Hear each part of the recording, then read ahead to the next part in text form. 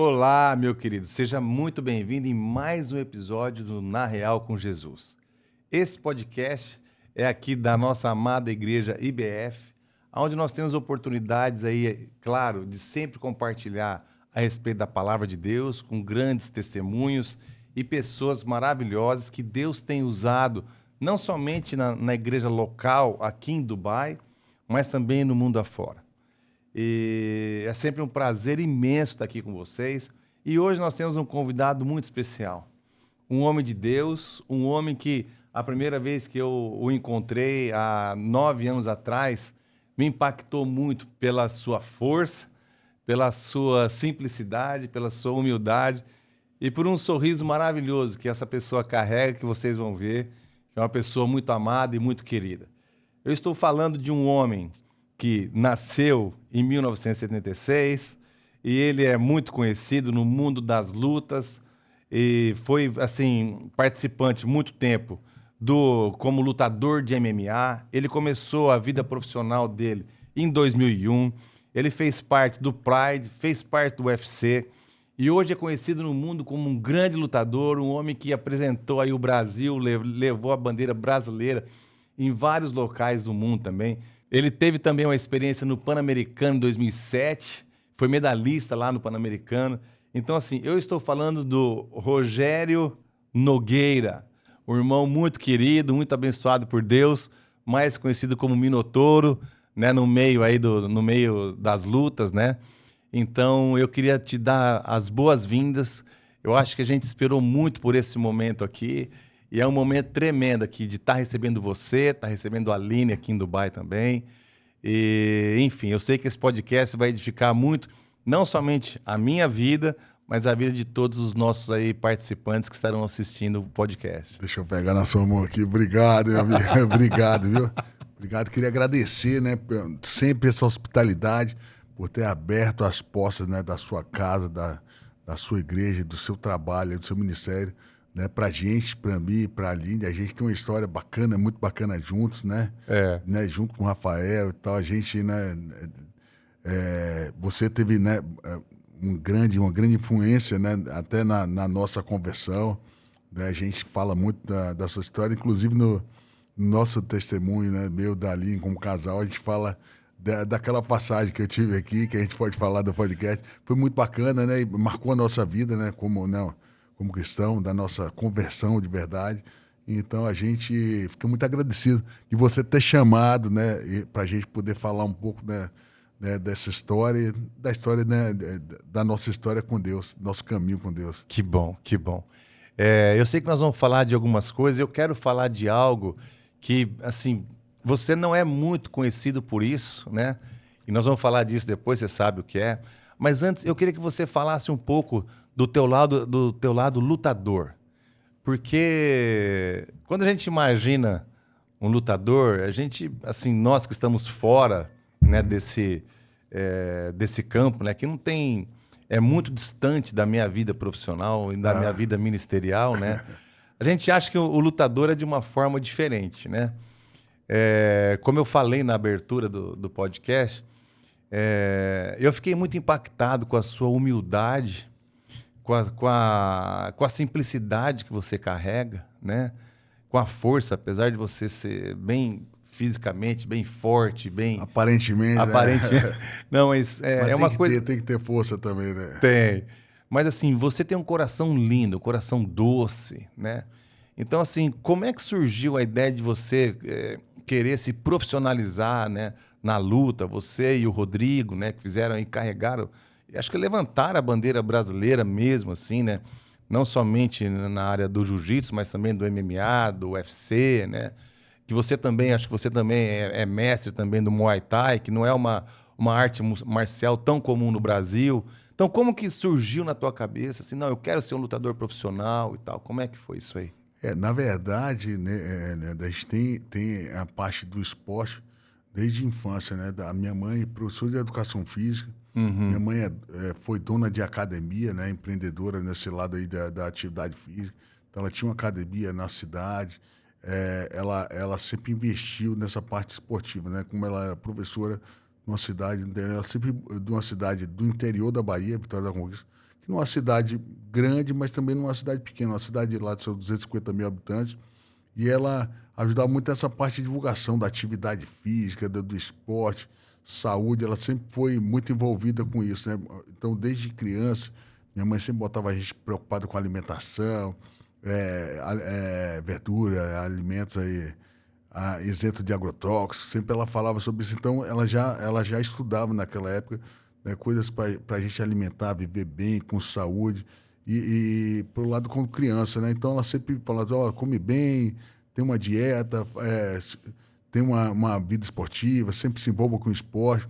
Então, com 4 anos de idade, né, a gente é uma família grande, né? Na verdade, minha mãe teve 3 filhos, aí depois não tinha plano de ter meu irmão. De repente nasceram os gêmeos, né? Depois ela não tinha plano de ter mais filhos, aí teve mais 2. Então foram 5 filhos na família grande. A minha tia, a irmã dela, morreu num acidente de carro. O carro caiu de um edifício garagem do 3º andar e ela estava no carro. Ela bateu com o peito, né, na frente do painel do carro, e aí teve uma hemorragia interna. Ela não sabia, foi para o hospital, né, e estava em observação. E de repente uma ruptura no pulmão, então ela teve uma hemorragia interna e ela morreu. Meio que estava bem, de repente ela faleceu. Só que antes ela morrer, ela falou para minha mãe, cuida dos meus filhos. Ela tinha mais 4. Então nós ficamos em 9, né? E minha mãe pegou os nossos primos, né, que depois viraram irmãos, né? E aí minha mãe adotou, né, a Verusca, Nelsinho, a Milena e a Cli também. E a família cresceu, ficamos em 9. E tinha um tio, um irmão da minha mãe também, temporão, que tinha da idade dos meus irmãos mais velhos. Então era uma casa com 10 crianças. Então o que minha mãe fez? Ela abraçou a família toda, meu pai abraçou, né? Que não era nem filho dele, mas da minha mãe, da pai da minha mãe, né? E era uma casa com 10 crianças, adolescentes e tal. E aí minha mãe teve essa ideia de colocar todo mundo no esporte. Então cada um escolha seu esporte, vai passar aí de manhã na aula e tal, e a parte da tarde tem que fazer atividade física. E aí ela colocou a gente no judô, né? E eu buscava vários tipos de arte marcial. Judô, aí na época tinha um professor de Kung Fu, depois kickbox. Então a gente estava sempre envolvido na parte do esporte. Aí depois a gente queria andar de bicicleta, bicicross e tal. Ela criou uma pista lá de bicicross com a gente. Ela fez, né, futebol, aí tinha um campo lá de futebol que a gente tinha lá num terreno. Meu pai ganhou um terreno. E esse terreno, ele era perto de uma comunidade. A comunidade do Pelagé, que tinha lá, né, lá em Vitória da Conquista. E aí meu pai pegou esse terreno de um cliente dele na época. Meu pai tinha uma contabilidade.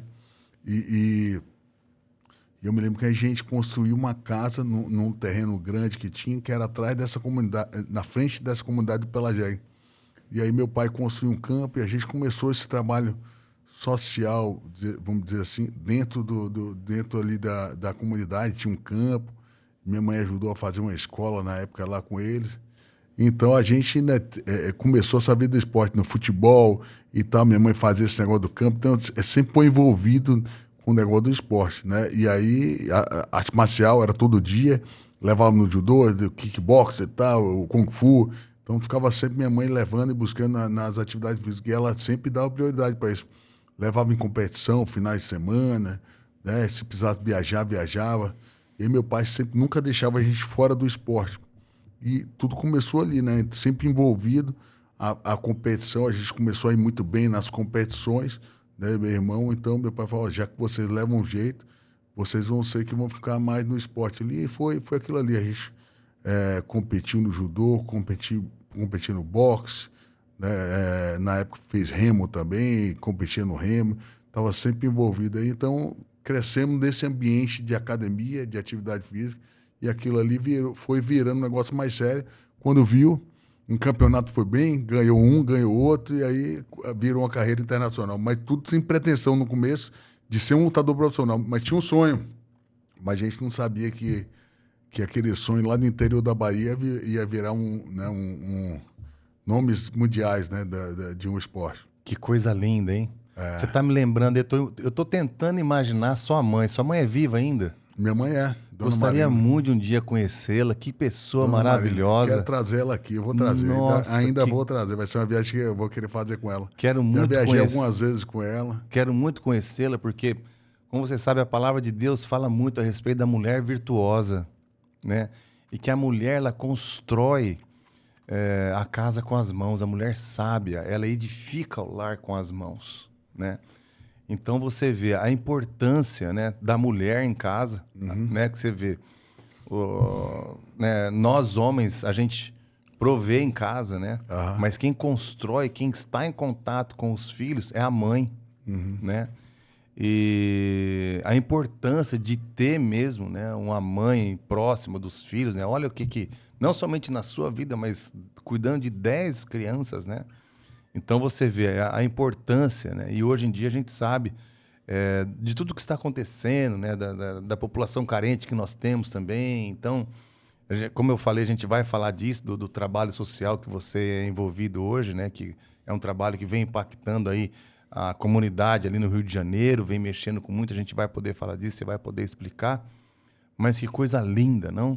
A importância de ter um mentor, alguém que passa um tempo conosco, que vai nos mostrando, vai abrindo o caminho, né? Olha aí onde você e o Rodrigo chegaram. E hoje, assim, como que é um pouco, assim, me fala um pouco da sua vida. Eu sei que você tem um instituto junto com o Rodrigo. Então, me fala um pouco, assim, da sua vida, né? Porque eu sei que você tem a parte de lutador, a sua parte profissional, que acho que agora você está aposentado, mas eu não sei se aposenta disso, porque eu vejo o amor que você tem pelo trabalho.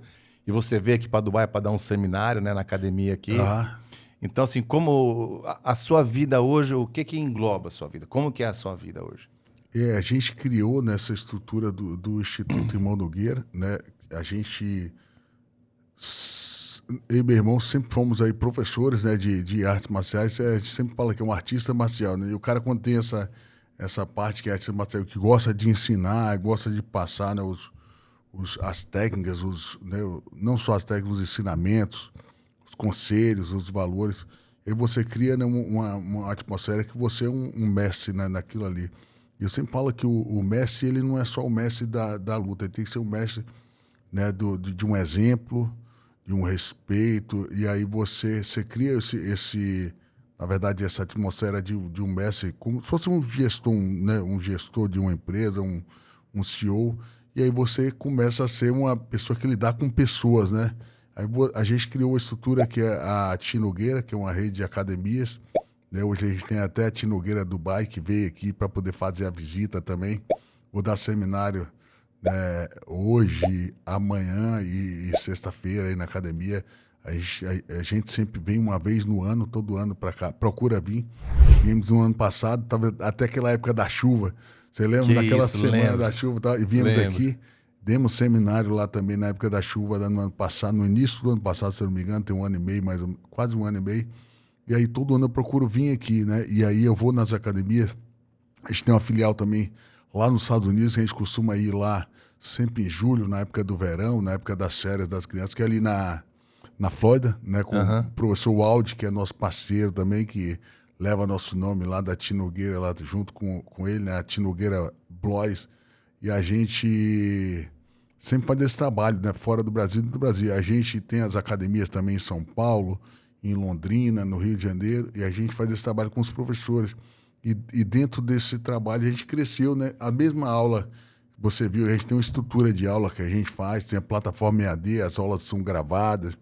Toda semana a gente está fazendo novas aulas, está sempre em contato com os professores, para poder fazer conteúdo para esses professores darem aula para as crianças e para os adultos, né? E então a gente sempre vê que a arte marcial ele é um ambiente, né? O tatame, a gente fala que é um ambiente de você se melhorar, né? Como pessoa e como parte física, mental, todos os dias. Então um professor, ele não é só um professor de arte marcial que vai ensinar o cara a técnica, mas ele vai ser um motivador, né? De pessoas ali, todo dia acorda, dá bom dia no grupo, chama o pessoal para treinar, fala da técnica do dia, ele cria aquelas expectativas e faz o aluno comparecer naquela aula do dia lá dele lá. E aí a gente criou os processos, que eu te mostrei aqui, né, mais cedo ali, os processos onde o professor ele tem um relatório que ele vai dar aquela aula daquele dia, ele recebe um conteúdo, ele acessa a aula na plataforma, As aulas estão escritas e gravadas, também ele recebe na aula escrita os vídeos da aula, e aí ele recebe também o que a gente chama de momento do mestre, né? Que é os valores daquele mês. Então, aquele mês eu vou falar sobre respeito, aí sobre disciplina, sobre autocontrole, sobre modéstia, empatia, se colocar no lugar do outro. Então, as aulas são temáticas, ele tem os temas daquele mês, e esse aluno ele recebe aquilo ali, né, para casa, né? Então a criança, né, ela recebe aquilo ali para casa, e aí isso tem um papel social muito grande, porque eu acho que a gente entrar em comunidade onde a gente consegue melhorar o comportamento das crianças, o esporte dá uma esperança, né, que ele pode sair daquela comunidade, né? A gente tem até um projeto dentro do Instituto que chama Esporte para Além das Fronteiras, né? Através do esporte ele vai além das fronteiras, né? Ele pode sair daquela comunidade, ele pode sair da cidade, pode sair do país, como a gente conseguiu, né? Então, através do esporte, ele não tem fronteira para ganhar o mundo. E aquela criança, ele ganha o mundo. A gente já tem crianças aí, né? Vários atletas que a gente já levou por UFC, né? Para campeonatos internacionais, né? Campeões aí mundiais, campeões, vários campeões de vários estados mundiais de jiu-jitsu também. Tem crianças que vêm aí todo ano para esse evento de Abu Dhabi, a gente patrocina, dá um jeito de fazer esse menino chegar aqui. E eu te mostrei também meninos também que estão no tráfico lá no Rio de Janeiro, e a gente consegue, através, né, desses projetos, um emprego melhor para ele. Alguns meninos já fazem faculdade também, tem patrocínio de faculdade, a gente já formou alguns meninos, né, sejam atletas, sejam meninos, né, normais que são... que estão no projeto, tendo aula no projeto que a gente chama de escolinha, da escolinha também. A gente consegue, de repente, um encaminhamento para poder ter o primeiro emprego, ter a faculdade, a formação. Então, um trabalho social que a gente faz muito sério. E a gente vem expandindo isso aí, não só no Rio de Janeiro, mas no Brasil. A gente tem um trabalho muito forte lá na Bahia também, na minha cidade. Conseguimos chegar lá em Vitória da Conquista, lá na Bahia. Coisa linda. Mandar um abraço lá para a prefeita Sheila. A prefeita Sheila abraçou nosso projeto lá, e hoje ela faz um trabalho lindo, né, em várias comunidades de Vitória da Conquista lá, onde a gente chega com esse projeto, e a gente tem depoimentos de mães. Você viu lá o depoimento, né, daquela mãe, falou que o filho, ela ia buscar o filho no presídio várias vezes, e agora no final do ano ela estava indo na graduação, o pessoal aplaudiu o filho dela, né, como uma conquista pessoal dele, depois de ter largado o crime e ter ido para o esporte. Então, você vê desde crianças pequenas, de 5, 6, 7, 10 anos de idade, como um cara adolescente que estava envolvido com crime e está tendo uma vida agora como uma experiência como atleta. E esse menino hoje ele é um maquinista de trem da Supervia lá do Rio de Janeiro. Ah, é? Tem um outro também que estava lá, hoje ele é gerente do McDonald's. Que bom. Tem aquele outro menino também que ele é gerente geral do Itaú Empresas também. Que coisa Fala linda. inglês, é um menino que teve a oportunidade de fazer faculdade. E era do tráfico. Ou era o tráfico, estava ali no projeto, né? De alguma situação, conseguimos tirar o menino da criminalidade e dar um emprego para ele, e dar um estudo. Esse projeto social é o Instituto Irmãos Nogueira? O Instituto Irmão Nogueira, é um trabalho que a gente faz com o Instituto Irmão Nogueira no Tá. Rio de Janeiro e no Brasil todo, né? Tá. No Rio de Janeiro, principalmente, quais as comunidades ali que o Instituto tem alcançado? Se a gente puder ajudar a chegar e alcançar lá, quais as comunidades mais fáceis ali do pessoal estar acessando o projeto? A gente tem Realengo, né, Bangu, Cidade de Deus, que é um projeto bacana, tem lá a Cidade de Deus, inclusive Glória a tem Deus. excelentes professores, né? Tem o professor Vitor Ávila, né, que é um excelente, um dos melhores professores aí do grupo de professores, está lá dando aula lá na Cidade de Deus com a gente. Inclusive, ele passou umas dificuldades aí na vida, e a gente está tentando ajudar ele. Ele é um menino que com certeza vai ter uma carreira sólida, até internacional. Estamos ajudando ele, quem sabe não dá certo. Estamos orando aí. Amém. E aí tá pintando algumas, como se diz, oportunidades internacionais para ele. Se Deus quiser, vai dar certo. Que bom. Né? Eu quero ver esse menino voando. E tem alguns meninos que a gente ajuda lá, né? E tá lá na Cidade de Deus. Aí temos com...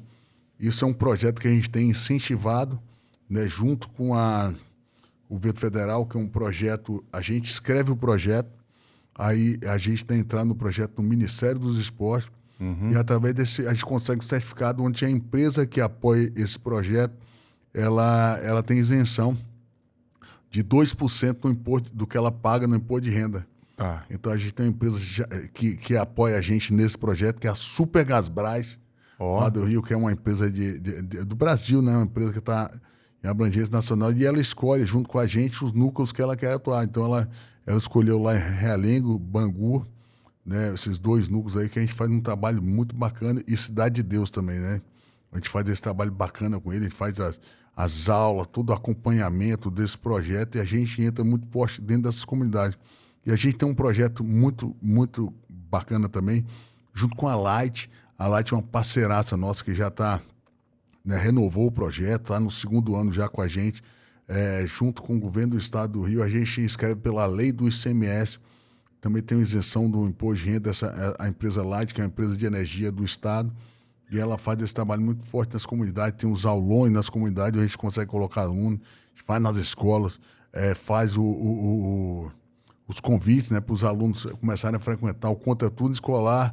A gente coloca um núcleo ali perto das escolas, naquela comunidade. Geralmente um professor muito bom, capacitado, treinado, que tem acesso à plataforma, às aulas, já treina com a gente há muito tempo, e a gente consegue colocar dentro dessas comunidades. Lá no projeto da Light, a gente tem um projeto lá na Igreja da Penha, lá em cima, na Vila Cruzeiro, lá naquela do Alemão, onde teve aquele fato lá daquela guerra lá em cima, ali por ali, né, onde tem realmente muita criminalidade, e a gente consegue acessar, né? Então já fui assim em alguns lugares onde a gente vê fuzil, tem muito cara armado, e aí você consegue pegar esse menino e dar uma perspectiva de um futuro diferente para ele. E de ele entrar no crime, ele pode ser um atleta, pode ser um profissional, né? Tem que estar estudando, incentiva da parte da escola, do comportamento. Sim. A gente também tem lá no Jacarezinho, também é uma comunidade onde tem o tráfico, mas a gente consegue entrar muito forte lá no social. E a gente também tem lá perto do centro da cidade também, onde a gente consegue ter esse projeto. Então, alguns núcleos, né, do projeto da Light, e a gente ainda tem um outro projeto da Enel, que a gente vai entrar esse ano também. Então, são 3 projetos grandes incentivados que a gente está colocando lá no estado do Rio de Janeiro. Que coisa linda. Eu sei que a gente não combinou a respeito disso, talvez seja um número difícil, mas nessas 3 comunidades aí, me dá uma noção de números de meninos ali que estão participando. Algum número? O que você... Eu sei que eu estou te pegando... Depende, assim, tem projeto com 200, 300, 400 alunos. A gente pode botar aí que desse projeto a gente deve ter aí uns 1.500 alunos aí. Que coisa impactados linda. Aí pelo esporte. Que coisa linda. Pelo esporte e pela parte que a gente chama até de socioemocional, né? Que a gente tem uma parte que a gente forma esses professores para os caras serem agentes sociais dentro daquela comunidade, né? O professor aí cria toda a história que a gente tem o momento do mestre. No final ele tem que dar uma palavra sobre respeito, sobre disciplina, autocontrole, que são no caso são os valores do Instituto. E a gente tem esse mês com os temas e eles têm acesso a essa palavra aí, que é muito bacana, que eu acho que edifica, né, a família, quando você coloca isso para dentro da casa dele, né? E aí, no final de cada ano, né, tem as graduações, os pais participam. Então, a ideia é a gente trazer as famílias para perto do projeto. Eu sempre falo que por trás de um campeão, você tem uma família campeã, né? Eu falei da história da minha mãe e do meu pai também, que não deixava a gente sair do esporte. Várias fases você tem ali da adolescência, o menino tenta desviar, e meu pai sempre falava, você tem que estar no esporte, tá fazendo o quê? E tá competindo? Ele sempre foi muito preocupado. Seu pai puxava. Da gente estar competindo, tá? Minha mãe levava e ele não deixava sair, né? Ele é meio que...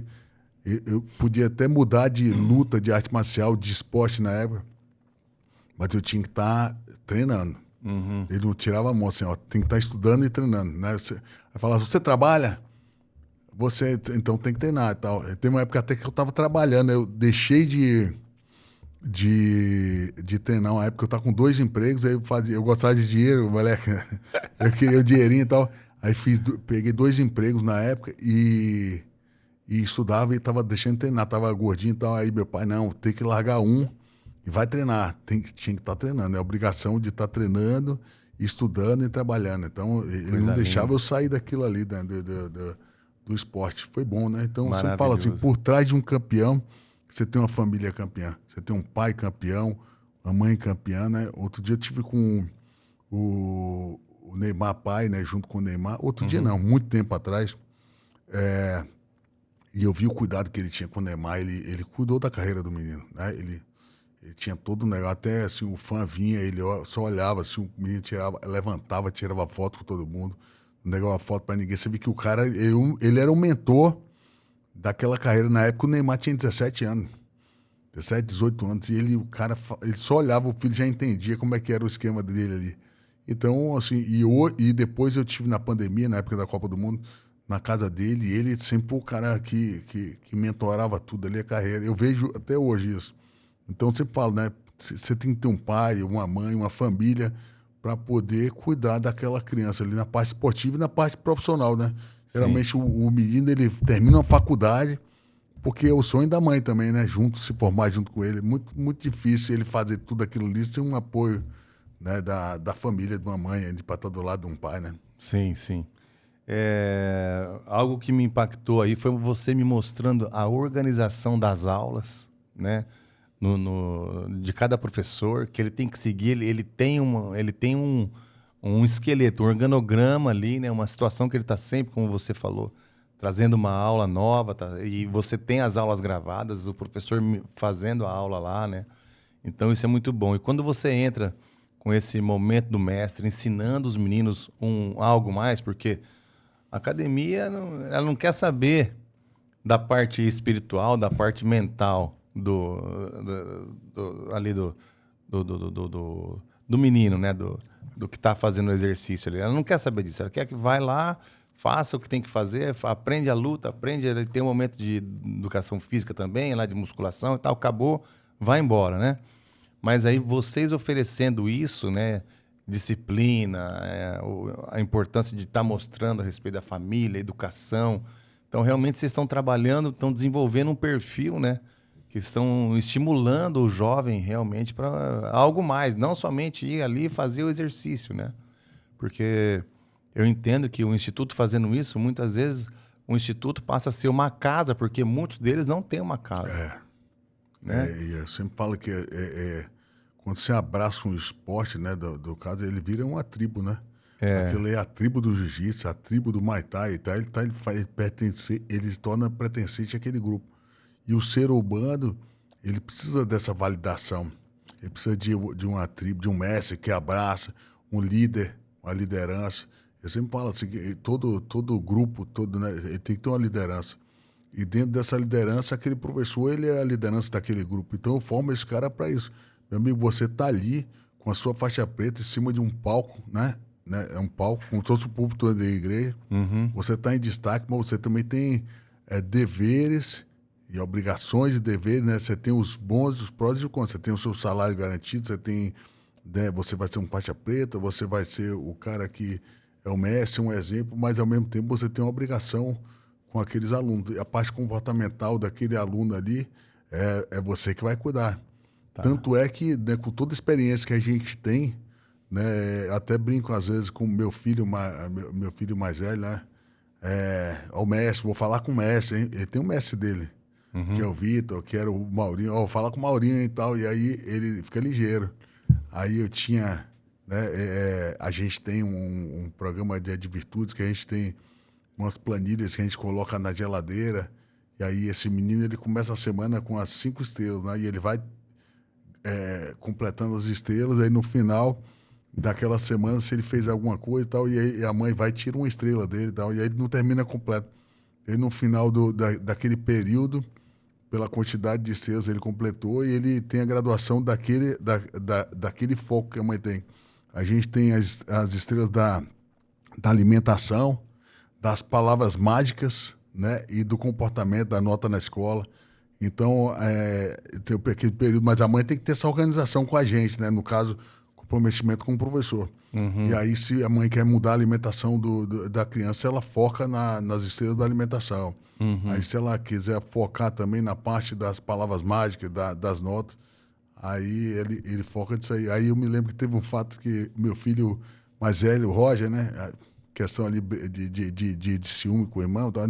Ele brigou com o irmão, aí eu fui lá na geladeira, falei, vou falar com o Maurinho e tal, mas tô tirando uma estrela sua aqui que você não vai graduar. Aí ele, você acabou com a minha vida, cara. Ele falou, acabou com a minha vida. Porque no final daquele período eles vão lá na frente, palmas para ele e tal, e ele tem um grau daquela estrela, daquela cor ali, né, no caso amarelo ou laranja ou verde, que é da alimentação, e ele recebe o grau na frente dos outros e tal. E aí no final de 3 graus, no 4º grau, é uma estrela no kimono. Tem aquela estrela no kimono, é como se fosse condecorada ali, militar. Que coisa, né? linda. E aí ele tem a estrelinha dele da colorida no kimono.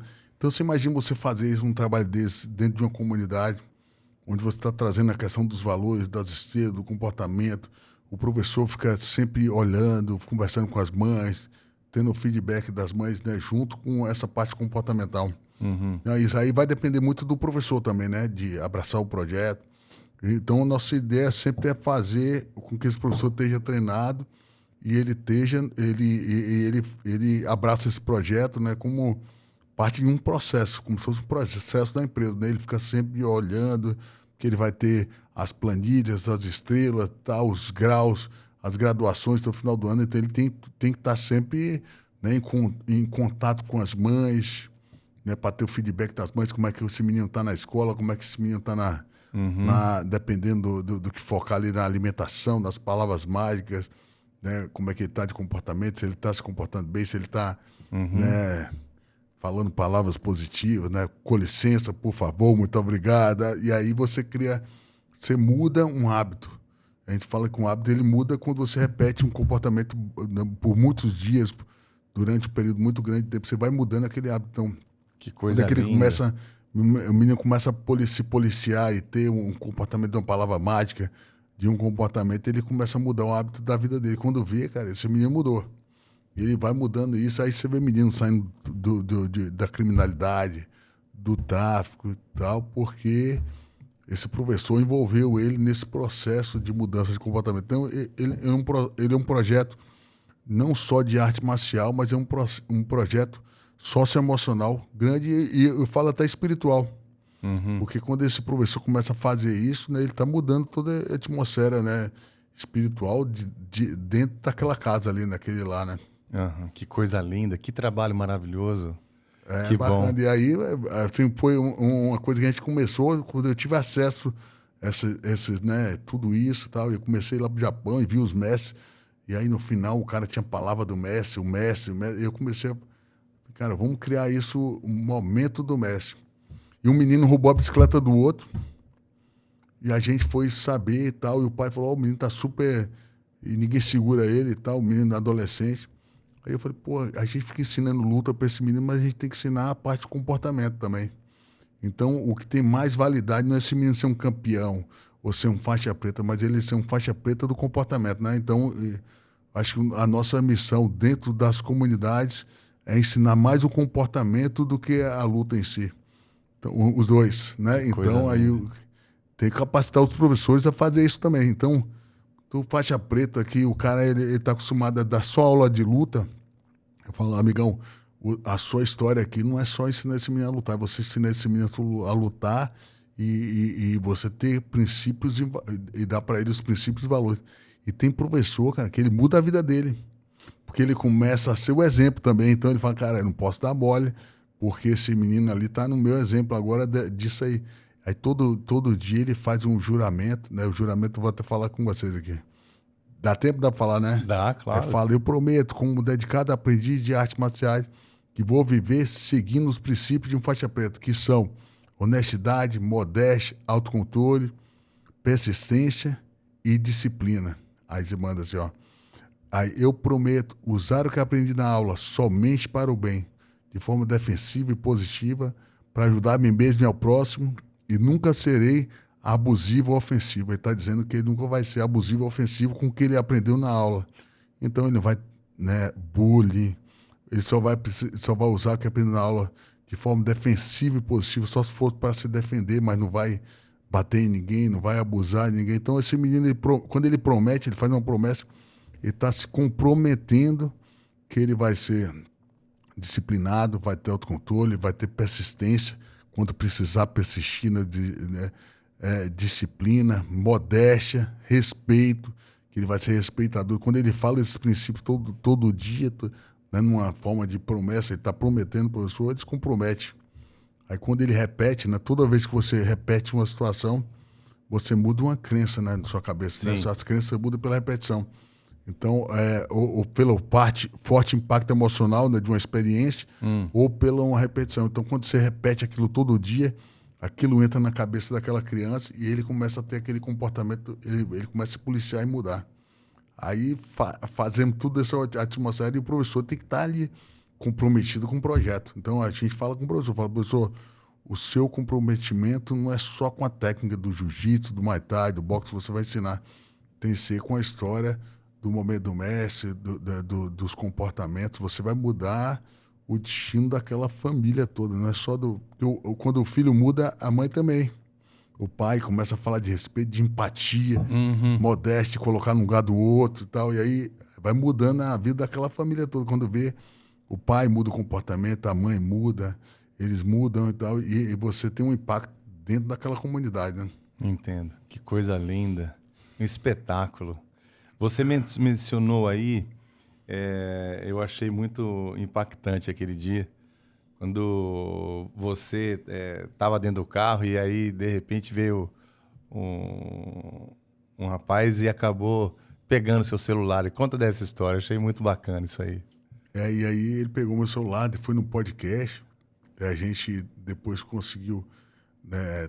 ficou tendo contato com ele. Hoje ele é um faixa preta nosso. O pai dele, na verdade, é um faixa preta nosso. O Enzo, ele já está lutando aí fora do Brasil, campeão mundial várias vezes, já veio aqui em Abu Dhabi. E a gente teve a oportunidade de apoiar ele, né, patrocinar em algumas viagens dele. Inclusive, até o Rafael já abraçou ele aqui, já trouxe ele para treinar na Tia Nogueira Dubai. E o pai dele é um cara assim... É o Rafael, e é um cara, eu falo assim, muito doido, né? Porque ele tem uma fé, rapaz. Às vezes os caras viajam sem dinheiro, viajavam, né? E viajam até hoje, porque os caras competem em todo lugar no mundo. O filho dele tem muito mais medalha que eu. O filho dele é adolescente, cara. Campeão de tudo. Ele leva o filho para a Europa, leva o filho para passar 2 meses nos Estados Unidos. Vai sem dinheiro, vai numa fé. Ele consegue, né? Os meninos ir pro sinal de trânsito, pegava dinheiro, pedia dinheiro para os outros. Hoje ele tem alguns apoios da prefeitura, tem uma academiazinha que ajuda eles ali também a manter um pouco desse sonho deles. E aí, mas assim, Deus botou esse menino lá no caminho, aí depois ele foi para uma entrevista, falou do Rodrigo também, né? De que o sonho dele era ter um contato com o Rodrigo. Ele terminou, os caras virando, né? Viraram, o pai dele virou faixa preta nossa, né? E aí a gente depois doou um octógono para ele, tem um projeto na academia. Então, assim, são histórias que é comum no esporte, né? Do menino não tem nada, só tem um sonho. Aí vai pro sinal de trânsito, pede dinheiro, daqui a pouco tá se virando, quando vê, ganha um campeonato mundial. Aí está uma história que está sendo escrita ali, né? De superação, onde não tinha nada, e de repente, pedindo dinheiro no sinal, o cara vai para os Estados Unidos. E quando a gente desiste, né? Fala, pô, os Estados Unidos está tão longe. E o outro menino, enquanto isso, ele vai para o sinal, pede um dinheiro no sinal de trânsito e consegue uma passagem internacional, né? Aí eu me lembro que um dia, uma viagem dessa, o cara, aí ele veio, né? Eu falei, bom, você tem o dinheiro da passagem, e onde é que você vai ficar, o que você vai comer? Cara, eu não sei. Eu tenho a passagem, eu vou, peraí, deu jeito. Aí a gente conseguiu uma estadia para eles aqui, o Rafael abraçou, levou para treinar lá na Tia Nogueira, depois um apoio com alimentação, então eles vieram para cá, e os 2 meninos, um foi medalhista, o outro foi campeão mundial de Abu Dhabi, né? Que coisa linda. Através eu sou a maluquice do pai, né? O pai que coisa linda. Sonhou e realizou, né? Amém, amém. E me fala uma coisa, Rogério, e o faixa preta de Jesus, como é que é isso aí? O faixa preta de Jesus é o Ricardo, né? Um grande amigo nosso. Esse cara, esse cara ficava me ligando todo dia. E aí, vozona grossa, eu entrei em contato aqui, eu peguei o telefone do Vitor Belfort, peguei o telefone de um bocado de lutador e tal. e estou tentando contigo aqui um apoio para um negócio do Instituto, eu queria que você desse uma aula para os meninos e tal. Aí ele falava que tinha umas crianças, né, que estavam na igreja e tal, e dava aula de... Tinha um professor faixa preta com eles que dava aula na igreja. Aí eu falei, pô, tá bom, um dia eu vou dar aula para você e tal. E aí tinha uma academia no Recreio ali da Tia Nogueira. Aí quando foi um dia, ele ficou me ligando. Foi fazer o seguinte, irmão, leva essas crianças num sábado e eu vou dar aula para eles. Aí eu fui, arrumei umas camisetas, dei um uniforme para todo mundo, lá para os meninos, lanche para todo mundo, e falei, ó, vai lá que eu vou dar um seminário junto com a Ana Maria Índia, com um atleta que a gente tinha lá, ó, e talvez até o Anderson Silva vai estar lá na academia. Aí eles foram no sábado, chegou com um ônibus velho lá, caiu nos pedaços, aí o ônibus até não ligou, a gente teve que empurrar o ônibus, pegou no tombo assim, e aí... Isso é 2010, alguma coisa, 2011. E esse ônibus pegou no tombo e aí a gente demos aula para as crianças, demos lanche, os uniformes e tal. E aí foi bacana, as crianças chorando, todo mundo emocionado. E aí eu vi nele uma liderança, eu ouvi a voz grossa, ele, bora fila, todo mundo aqui, pá, tá, e organizando tudo, aquela bagunça, né? Mais de 50, 80 crianças, número grande de crianças, ele organizando tudo, o professor e tal, naquela disciplina. Eu falei, pô, esse cara é bom. Aí ele foi para casa, veio um menino, um amigo nosso lá, o Puan, lá da faculdade, de uma faculdade, e ele falou assim, ó, eu tô com um projeto da TIM aqui, incentivado para você e tal. E como é tanta gente oferecendo um bocado de coisa, na época a TIM era uma companhia telefônica, né? Uhum. Aí eu falei, tá bom. Aí ele trouxe um cara que fazia projeto incentivado, o Rafael, do agência, que era da agência da TIM. Eu falei, tá, não acreditei muito. Não. Quando eu vi, o projeto saiu. A gente conseguiu uma verba incentivada. Aí eu virei para esse Ricardo e falei, cara, eu gostei de você, eu vou fazer uma academia para você. Alugamos um galpão enorme para ele. Aí demos um octógono, um ringue, cadeiras, kimono para todo mundo, 400 kimonos na época ali, para 400 crianças, luva de Muay Thai, saco, equipamos uma academia gigante, enorme para ele. Ele chegou a ter 800 alunos nesse projeto lá, né? E aí, a gente, muitos meninos que ele tinha lá, de comunidades, e aqueles meninos ali, daqueles que eu mostrei na foto, vários saíram do crime, né, através desse projeto, né, do Ricardo, faixa preta de Jesus. Então, um cara vibrador. Aí, no final, quando foi depois de um tempão, aí eu falei, pô, Ricardo, mas você já tinha uma história, né, com um projeto. Eu falei, não, rapaz, comecei daquela vez com você ali e tal, ficava te ligando. Eu tinha um projeto em algumas igrejas, já tinha sido expulso de algumas 10 igrejas diferentes, porque... né, como é que organizava, né, tudo aquilo ali, no final do culto ele arrumava o tatame, suor e tal, limpeza, então ele ia saindo das igrejas e tal, e você que deu a estrutura de botar um tatame, alugar um lugar e tal, na época ali não tinha dinheiro para pagar nada. E ele falou que aquele ônibus velho, ele vendeu a geladeira e a televisão de casa para poder alugar o ônibus e estar lá no dia. Então, o que eu achei naquele primeiro dia? Quando eu vi, o cara tem um ônibus, tem uma estrutura, existe um projeto. Ele falou que não tinha nada, só tinha as crianças e o sonho. E vendeu a geladeira. Aí falou, pô, a Simone, até hoje ela fala, pô, você vendeu a geladeira a geladeira e a televisão de casa para poder alugar o ônibus e tal. Então, quer dizer, o cara arriscou tudo que tinha, né? Que era a geladeira e o fogão, para poder alugar o ônibus e conseguiu ter um projeto através daquele risco que ele teve, né? Daquela passagem, né, que Jesus está por cima da água e aí ele pede para o Pedro, né, para descer do barco, aí fala, desce do barco.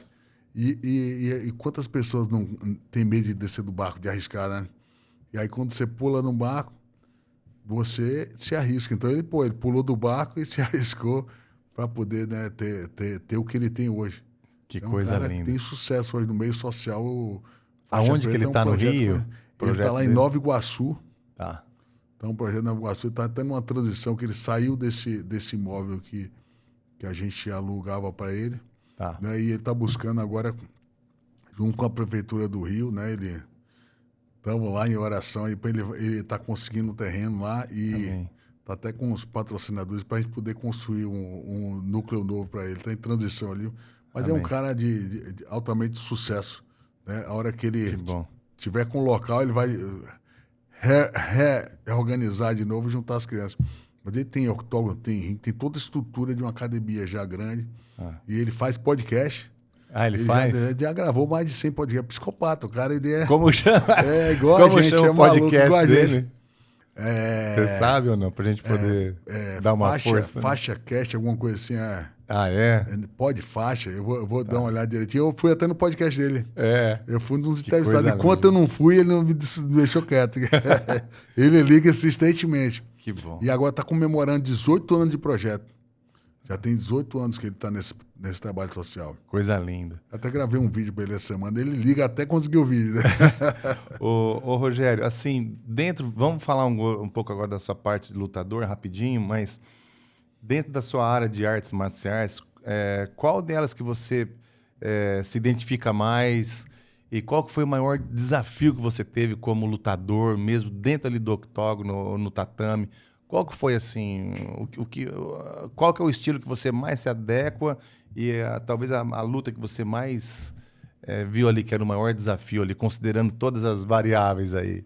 Então, como é que eu posso falar? Eu mudei, né, o meu estilo dentro da luta ali com o tempo, tive que adaptar algumas coisas, condições físicas, então eu comecei, né, no judô, né? Então era essa luta agarrada de queda. Aí depois, na adolescência, tive contato com o boxe. Né? Fiquei um tempo treinando boxe. No Pan-Americano foi boxe que você foi? Isso, de boxe, E aí, quando foi no início da minha carreira como profissional, eu estava fazendo jiu-jitsu. Então, assim, o meu forte sempre foi a luta de jiu-jitsu, finalização, luta agarrada, né? De você botar o cara para baixo no chão. E aí, com o tempo, eu tive essa lesão no meu cotovelo, né? Uma lesão forte no meu cotovelo, que eu operei o braço. E aí eu não podia fazer muito essa luta agarrada, porque não tinha, perdi força, perdi... como é que eu vou dizer? Essa parte da mecânica do braço ali. Então eu fui adaptando para poder fazer uma luta... E a sua mão predominante qual que é? A direita ou a esquerda? A esquerda. Ah, que bom, né? Que pelo menos foi o outro braço. Foi o outro braço. Mas eu terminei hoje eu bato mais forte até com a direita. O bracinho do bracinho. E foi adaptando de tanto que eu treinei. Porque calcificou o martelo. Treinei ali, na verdade, não é nem um jab, o cruzado, ele é muito forte. Tá. Eu fui adaptando ali, tanto que eu treinei e terminei, que hoje é um dos golpes mais fortes que eu faço, é o cruzado com a mão da frente.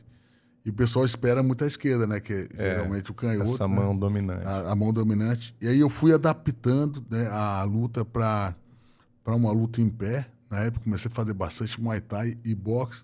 E aí fui treinando menos o jiu-jitsu e adaptei, né, essa luta para uma luta de boxe. E o que eu via? Assim, o pessoal esperava muito da minha parte, da parte do meu irmão, que a gente era muito conhecido, faixa preta, já finalizava no início da carreira.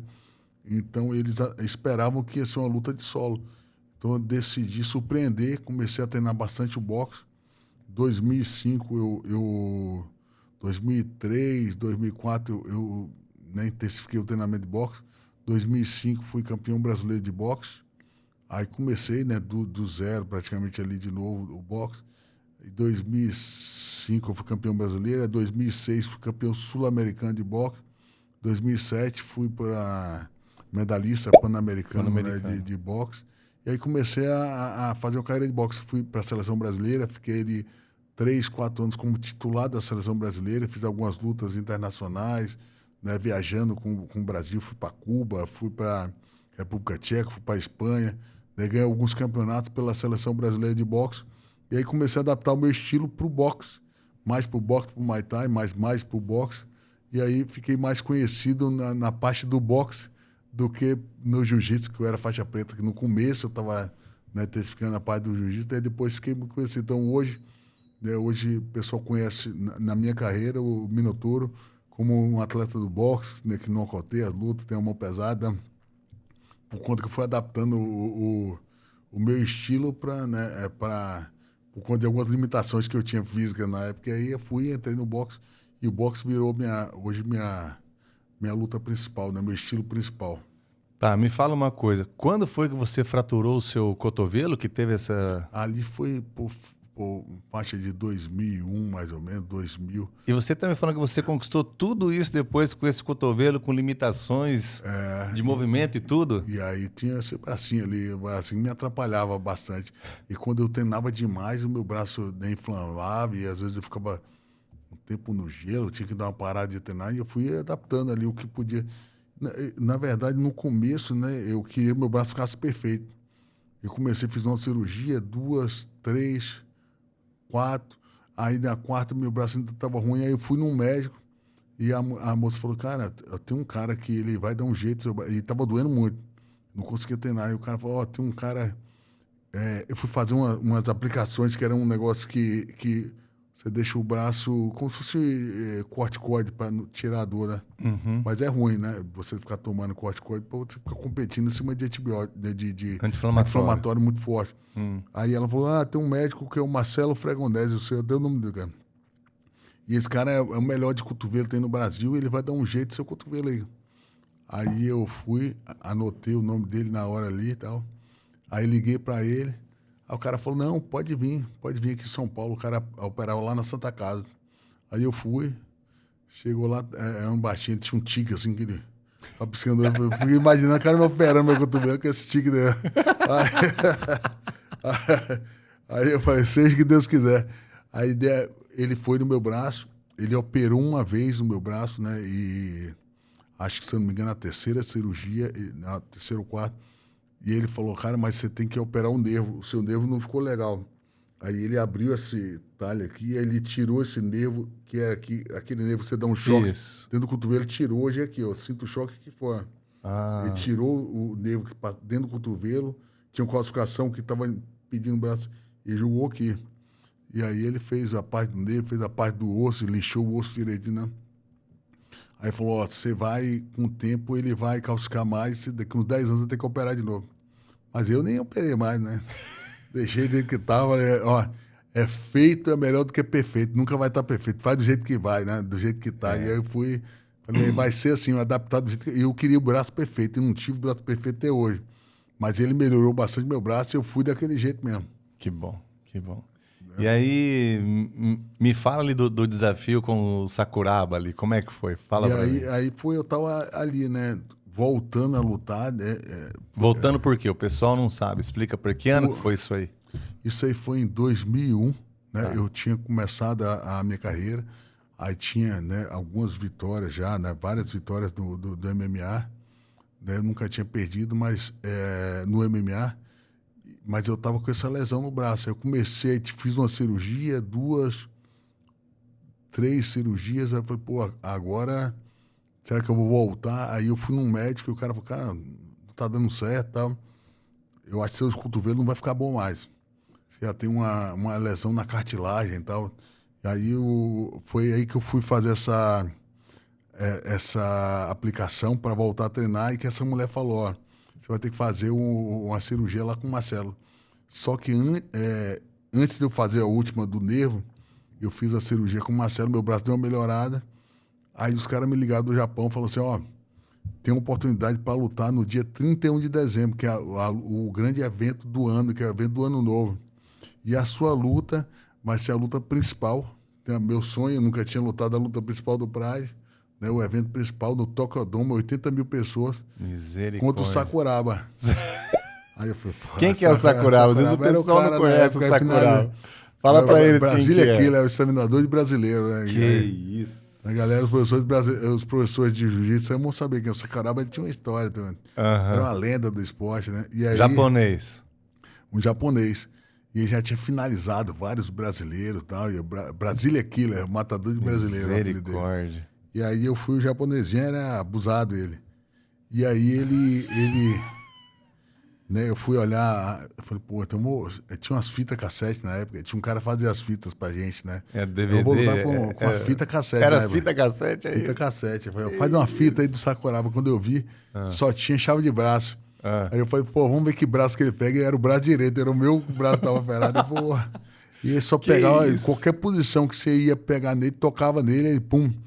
E ele pegava a chave de braço na época, né? Aí eu me lembro, eu falei, cara, eu vou fazer uma estratégia que eu não vou grudar nele, porque se grudar Se chegar perto dele, abraçar em qualquer situação, até quando você pega as costas dele e pega o braço.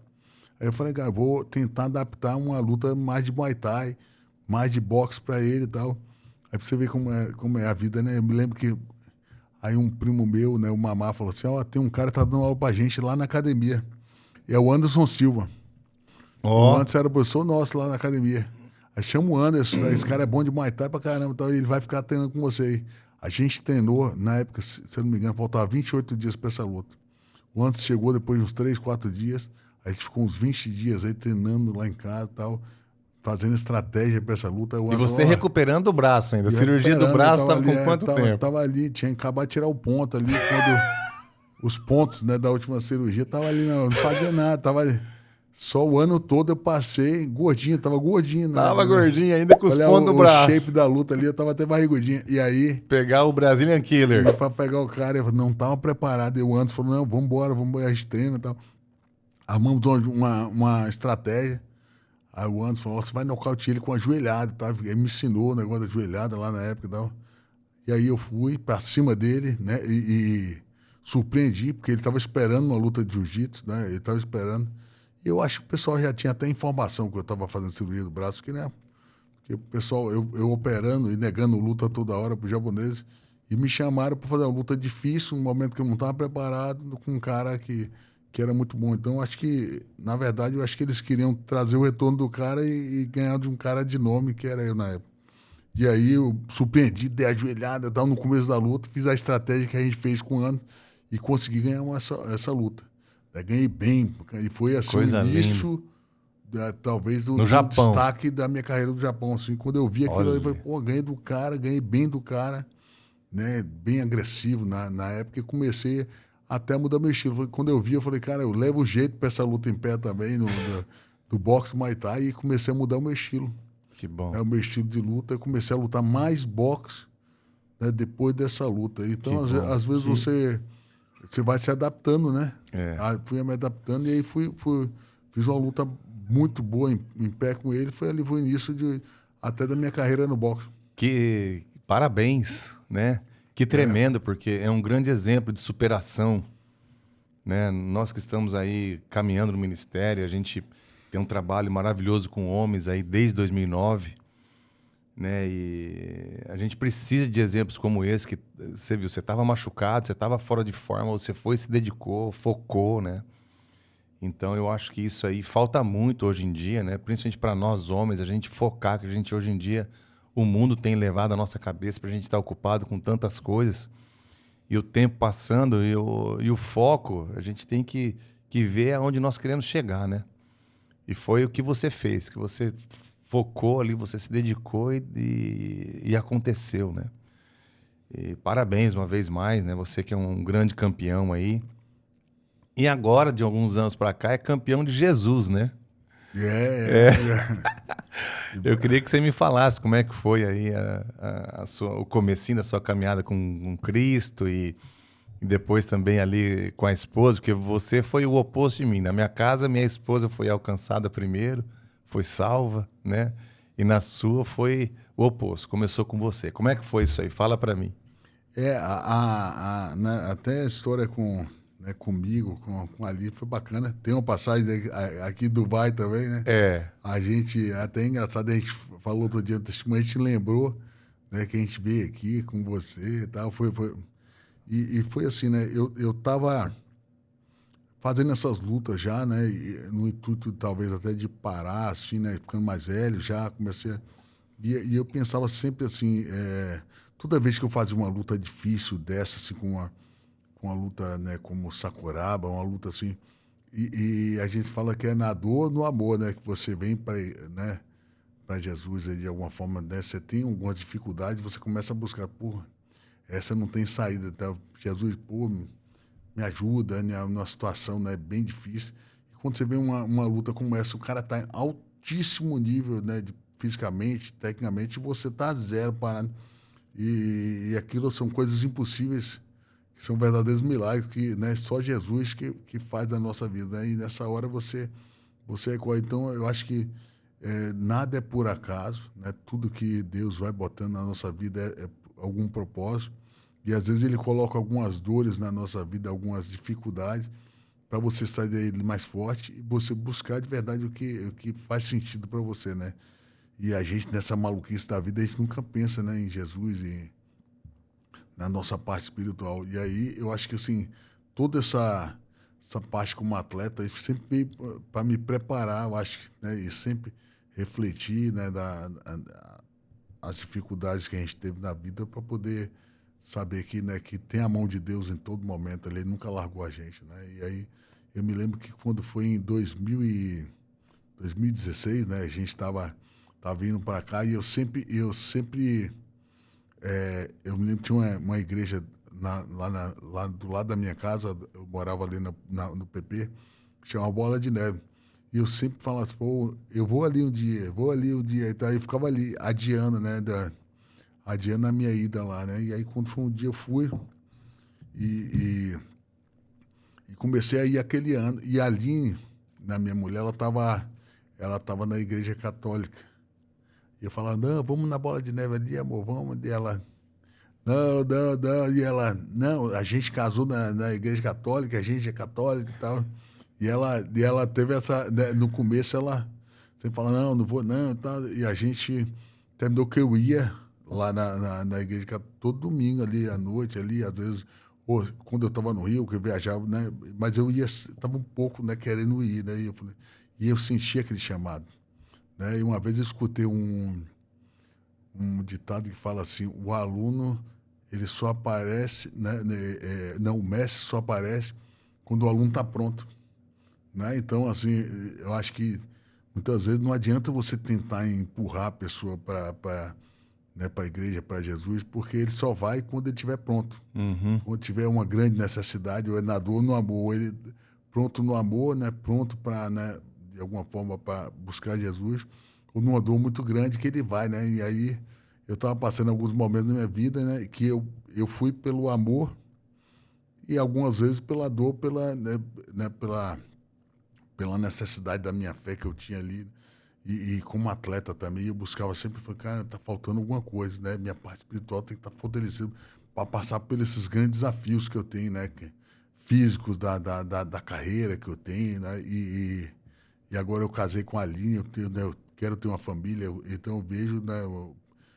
A gente fala que o primeiro ministério é aquele ministério da família, né? E eu tinha que ir, eu ia. Aí eu comecei a ir, aí eu me lembro que eu vim para cá, para Dubai, trouxe a Aline, e aí chegou aqui, né, chegando aqui, e o Rafael sempre nunca falava de religião, o Rafael, né, o cabeça, nosso amigo, né, Rafael Halbert, e ele era um grande amigo que a gente tinha, todo ano a gente vinha para cá, ficava com ele aqui, a gente foi na nossa lua de mel, depois a Aline já era amiga também da Dani, aí de repente... Chegou aqui, o Rafael falou, cara, eu tô na igreja agora, converti, tô evangélico, tô com um pastor aqui, Leandro e tal, que é um cara que tá me ajudando bastante. Vamos lá. Vamos lá com o pastor Leandro. Aí a gente veio. Aí o Rafael falou, inclusive, aí disso a gente veio contigo lá e você deu uma palavra muito bonita. E aquilo ali me tocou bastante. Onde? Vieram na igreja? Na igreja com você. Na época eu acho que era no... Lá no hotel ainda. No hotel, era no hotel. Isso. E aí eu tava indo lá na Bola de Neve, mas eu tava assim muito, né, já, né, querendo, né, pegar e tá ali na igreja, assim, você tomando naquele momento de decisão da minha vida. E aí eu queria levar a Aline. Eu tinha essa vontade de levar a Aline. Aí eu me lembro que tava tendo um batismo. E você, inclusive, essa semana... vai ter um batismo. Amor, vamos batizar. Ela não estava nem querendo ir, eu já estava querendo batizar ela já. Aí ali, o quê? Eu vou batizar, eu sou católica. Não, vamos batizar. E eu botei na cabeça dela. E aí, quando foi no outro dia, a gente foi no culto, ela... Nossa, eles vão me jogar na água. Ela tava com medo, rapaz. O cara vai me converter aqui à força. Brigamos tudo essa noite, eu me lembro. Olha. E eu querendo que ela fosse. Eu falei, pô, agora eu tô na igreja, vamos embora. E aí eu queria que ela fosse. E aí você lembra, eu até pedi, né, com você. Eu falei, cara, vamos dar uma força. Bota a Aline, meu irmão. Você lembra que eu falei com você? A gente jantou, saiu para jantar, falei, meu sonho é botar a Aline e meu irmão na igreja. E aí você falou, vai lá com o pastor Josué, não foi lá no Brasil, continua lá e tal. Até você falou para mim lá na Atitude, lá do Recreio, lá da Barra do Recreio ali. Isso. Tive até contato com ele, fui na mentoria dele, gente boa demais. Demais. Inclusive, meus filhos estudam lá na escola dele. Assim, então, assim, a gente adora ele, né, o Josué. E a gente terminou, depois de um tempo, né, que a gente estava... eu tive um coach, né, o Zé André, lá da Febracis, e aí ele falou assim, cara, eu tô indo na Lagoinha, lá na igreja Lagoinha, lá no Rio. E aí eu comecei a ir na Lagoinha, né? E aí comecei a ir, fiquei 2 anos indo, sozinho na Lagoinha. Sozinho, 2 anos sozinho. 2 anos. Por que você ia sozinho? Todo domingo, porque ali não ia. Ela ia na igreja católica, lá do condomínio, lá do Península, e ela ficava indo lá na igreja católica. Aí tinha vez não, a maioria dos domingos, eu ia de manhã na igreja católica com ela. E de noite eu ia no culto lá da Lagoinha. Que coisa linda. E fui perseverando sozinho. Aí tinha uma amiga minha até. Como é o nome dela, amor? Nicole? Não, como é? A Monique, ela falou, eu tô te vendo sozinho aqui, rapaz, cadê sua esposa? Eu falei, cara, minha esposa ainda não veio, mas ela vai vir. Ela vai vir e tal, eu sei que ela vai vir. E aí ela, não, então vamos orar aqui pra ela vir e tal. E a gente ficou, né, e oração pra ela vir. Aí quando foi um dia, né, o Zé André falou assim, o Zé André, nosso amigo, falou assim, vamos fazer um jantar, vamos jantar e tal. E a Aline estava com umas dificuldades lá no negócio da empresa. Ele era nosso mentor na parte empresarial, né? E ela sempre queria tirar dúvida com ele, fazer a mentoria lá com ele e tal. E ele era o cara que fazia os cursos, na época lá do Paulo Vieira, da Febracis. A gente estava super envolvido nessa... Dava os livros para a gente ler e tal. E aí, um domingo, a Aline falou assim, aí eu falei, Zé, já sei, vamos chamar a Aline para jantar, ela vai vir com a gente. E aí o Zé falou, beleza. Vamos jantar, mas antes a gente vai na Lagoinha. Aí ali... aí o Zé foi e falou assim, vamos na igreja primeiro, depois a gente sai para jantar. Aí chegou lá na igreja, o pastor Vitão, que é nosso pastor lá do foi lá e né, deu aquela palavra, né, marcante no dia e tal. E quando eu vi, no final, o Vitão falou, aí, vem aqui na frente, levanta a mão aqui e tal, e aí, quando eu vi a Aline levantar a mão, ela já estava lá na frente. Eu falei, opa, rapaz, Vitão foi campeão e naquele dia ela aceitou Jesus. E aí, como eu te falei, né? O 2 anos mestre depois aparece quando o aluno está pronto. Ela estava pronta aquele dia, né? Naquele dia ela aceitou. Não adiantava nada eu tentar levar. Você precisou o Zé André levar ela para não dizer que foi eu, né? Porque ela tinha aquela resistência ali. Não é comigo, mas no momento dela, ela foi...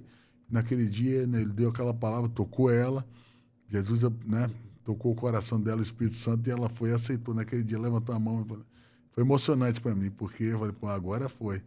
De lá para cá, foi quando, amor? De 2017?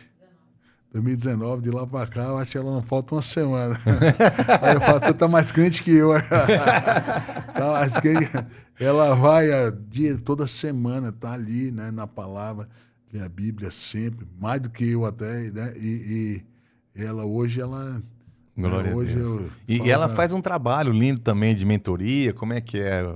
Ela faz o trabalho com as mulheres lá no Brasil, né? Chama Metascast. Tá. O Metascast é o programa, né? Ela tem um programa de podcast também. Tá. E ela tem o Instituto Metas, onde ela faz mentorias e palestras para as mulheres, né, para empreendedoras, para mães. Ela fala muito sobre essa questão de gestão de tempo, de empreendedorismo, né, de gestão de empresas, né? Então tem muitas mulheres que têm que lidar com essa rotina de mãe, de empresária, né? E são as mulheres que ela atende lá. Ela tem bastante sucesso com essas meninas lá que frequentam a mentoria dela. Que coisa linda, parabéns. E aí ela tá ali com a gente ali. A Aline virou uma grande mentora, né? Ela foi gestora da nossa rede de franquias durante muitos anos. Né? E ela ficou na frente da rede de franquias, pegou bastante experiência, foi 10 anos de experiência ali com a gente, com essa parte da gestão das academias, das empresas, da minha carreira também, né? Como atleta, como empresária, então ela pegou bastante experiência nessa parte empresarial. E hoje ela apoia essas mulheres aí que querem empreender e que querem ter uma rotina também de família, a parte, né, espiritual, mental, né, empresarial também, que ela é muito forte, ela faz um trabalho muito forte com as mulheres. Porque eu imagino, a minha agenda é corrida, mas eu estava ouvindo a sua, só Jesus para cuidar dessa agenda aí, né? A sua agenda é bem corrida, né? Muitas viagens, né? A gente está fazendo bastante viagens, né? Com esses projetos que estão expandindo aí pelo várias cidades do Brasil. A gente está com um trabalho muito forte agora, focado no Nordeste, no Brasil ali também. Eu faço várias viagens para algumas cidades do Nordeste. A gente está prospectando alguns novos projetos, alguns patrocinadores também que estão com esse foco em fazer os trabalhos no Nordeste. Aquele trabalho que eu faço lá na Bahia, lá em Vitória da Conquista, prospectando alguns trabalhos em Salvador também, na capital. Então, a gente está viajando bastante esse ano, né, para poder fazer essas visitas. E a gente tem a empresa do energético, do Minotauro Energy Drink, né, e toma também boa parte do nosso tempo também com o energético, sempre desenvolvendo as campanhas, os vídeos. E eu também sou embaixador de um evento de MMA lá no Brasil, chama SFT Combate. É um evento de MMA que tem na Bandeirantes, todos os sábados à noite. Passa lá, a gente tem um trabalho bacana lá, que eu sou o embaixador desse evento. E aí, essa parte de luta também, sou bastante envolvido com os lutadores, com os meninos. Toda a parte. Sou comentarista do evento também. Então, vários sábados à noite tem que ir para São Paulo para poder fazer os comentários do evento, pesagem. A gente agora contato com os atletas, então fazendo um trabalho novo também, né? Que é a parte do SFT. Então a vida está corrida, né? Está corrida no evento, na parte do energético e na parte do instituto também. Que bom. Entendo que agora é um tempo de semear. Bastante, né? Bastante. E a colheita vai vindo. Vai. E alguns projetos que a gente já está semeando há alguns anos. Eu falo, está começando a dar frutos agora, né? Isso. Tá começando a dar frutos agora. Que bom, parabéns. E assim, até uma história que eu queria, né, contar, que foi bastante, eu acho, impactante, né? Talvez até na minha, né, na minha vida com Jesus, foi da gente... Eu me lembro que naquela época eu estava querendo, né, começar a frequentar a igreja, né, mais. E foi quando eu vim para cá, depois eu voltei para o Rio, né? E aí eu tive, né, você falou, vai mais com Jesus. Eu tive vontade, né, de ter a minha fé. E quando eu tive um sonho, cara. E aí foi muito legal. Eu tinha feito uma luta lá no UFC Curitiba. E eu estava bem machucado e tal. E aí voltei a lutar. Era uma luta difícil. E eu ganhei, fiz um nocaute muito bonito e tal. E aquela luta marcou minha vida, uma das melhores lutas da minha vida lá no UFC, né?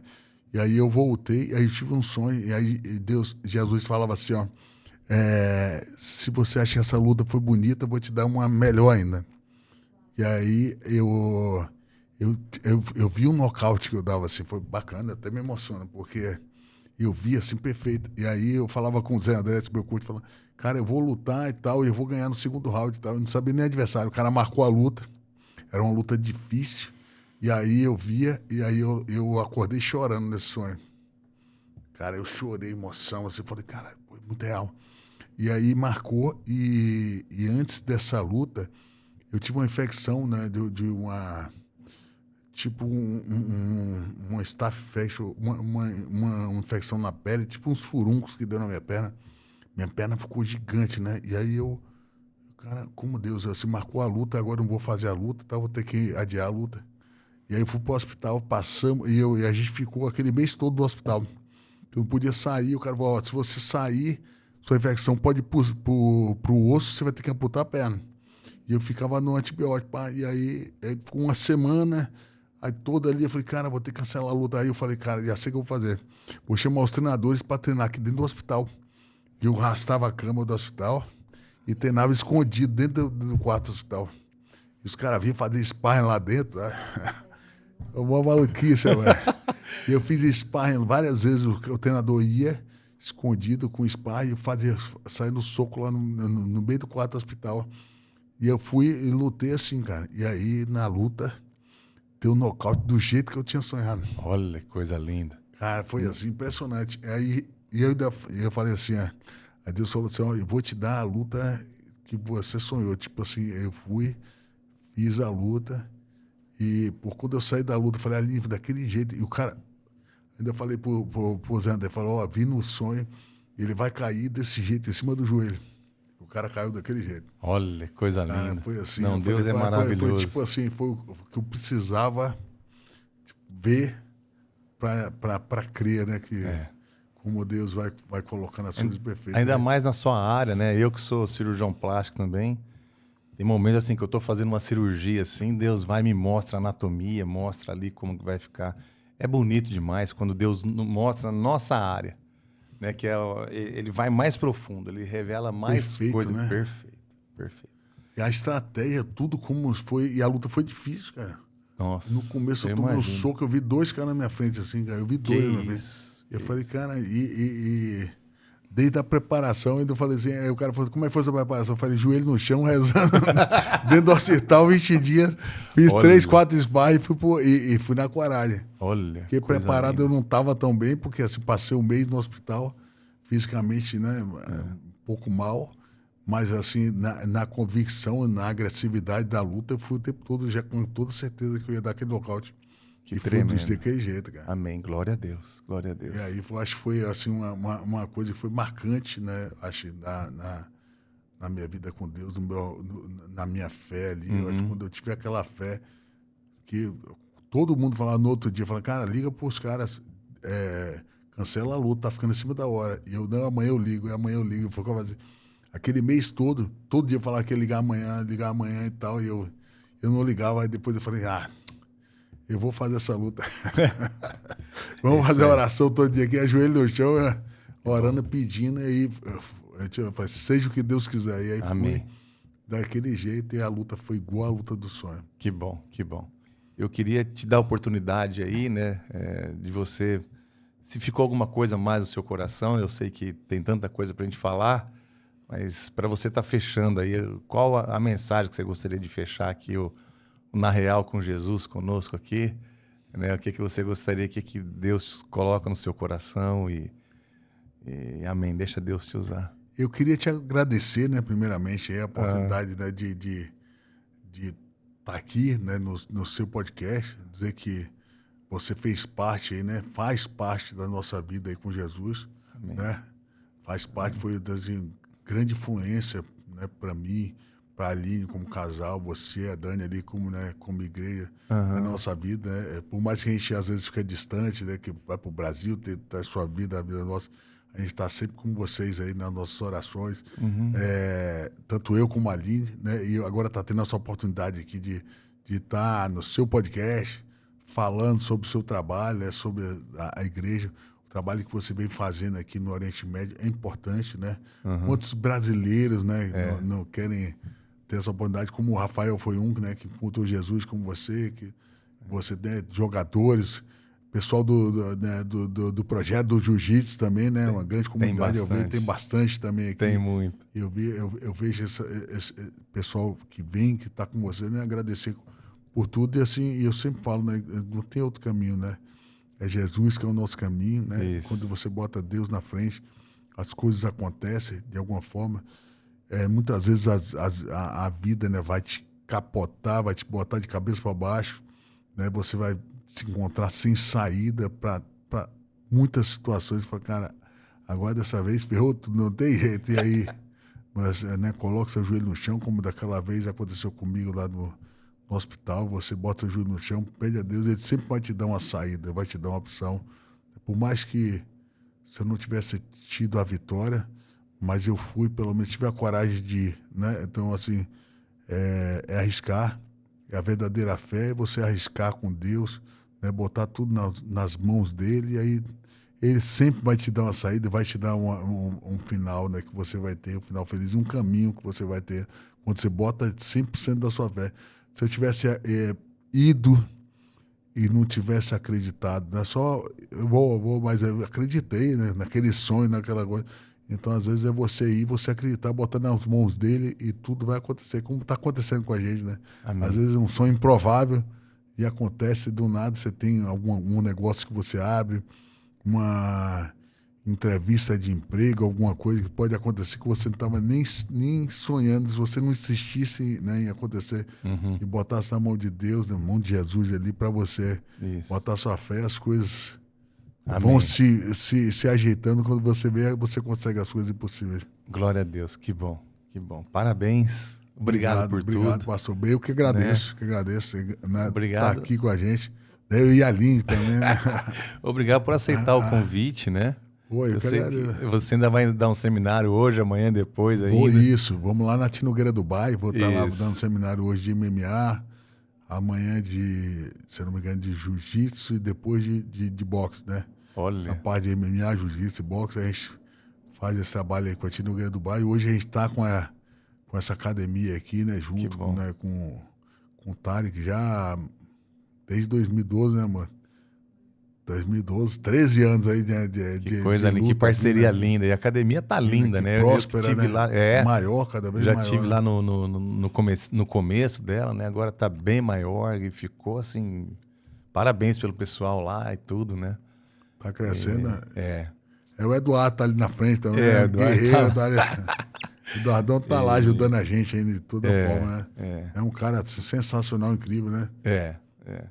E não tem como agradecer a Deus por isso tudo, né?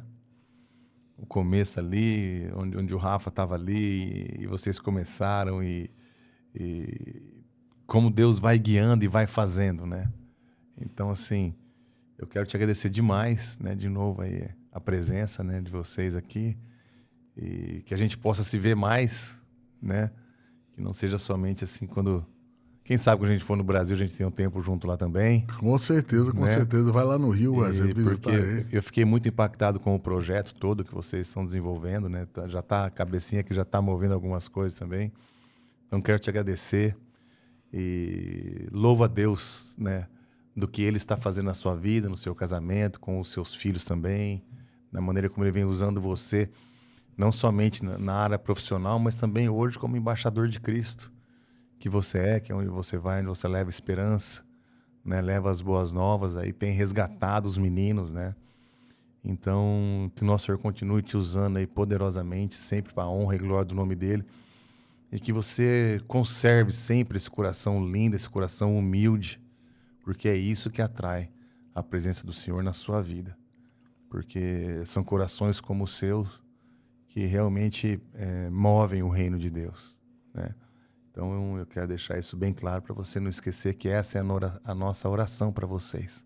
Obrigado. Eu que agradeço, né? Que Deus... Agradecer você pela oportunidade. Amém. Agradecer o Rafael também, né? Fez parte dessa história, ter nos apresentado você, né? Isso. Dado essa força aí no nosso caminho, né? Com Jesus Cristo também. O Rafa né? Sensacional. E faz parte de toda essa história da nossa vinda para Dubai, né? O Rafa. Exatamente. Não, porque ele estava